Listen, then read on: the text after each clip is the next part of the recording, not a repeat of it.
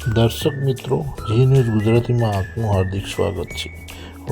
Vadodara Ranoli bridge માથાનો દુખાવો સમાન બની ગયો છે. મોટા વાહનો માટે પ્રતિબંધ હોવા છતાં બેફામ ચાલે છે, જેને લઈને બાઇક ચાલકો નોકરી માટે આવતા જતા લોકો હેરાન થાય છે. માર્ગ મકાન વિભાગ મોટા વાહનો માટે બેરીટેગ માર્યું નથી. ટ્રાન્સપોર્ટ ફાયદો કરવા માટે કે જનતા સુવિધા માટે સરકાર છે તેવી લોકચર્ચા થઈ રહી છે. ભારે વાહનો પસાર થતા બ્રિજમાં ધ્રુજારી અનુભવાય છે.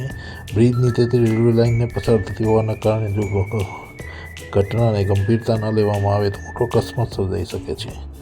પ્રતિબંધ તોડવા અંગે પીડબ્લ્યુડીના કાર્યપાલક ઇજનેર આર.કે. દેલવાડિયાએ જણાવ્યું હતું કે મોડી રાતના અંધારામાં અગાઉ પણ ભારે વાહનોને પ્રતિબંધનો નિયમ તોડીને વાહનોના બ્રિજ સુધી લઈ જવાય છે. 2 દિવસ પહેલાં બનાવ અંગે પોલીસમાં અરજી પણ કરાઈ છે. સામાજિક કાર્યકર હિતેન્દ્રભાઈ ઘેલાભાઈ ખંડવીએ જણાવ્યું છે કે રાતે નહીં પણ દિવસે બેફામ ચાલે અને ટ્રાફિકની સમસ્યા ઊભી થાય છે. કલાકો સુધી ટ્રાફિક જામ રહે છે. વિભાગની બેદરકારી સામે આવે છે. મોટા વાહનો પર પ્રતિબંધ હોય તો બેરીટેગ કેમ નથી?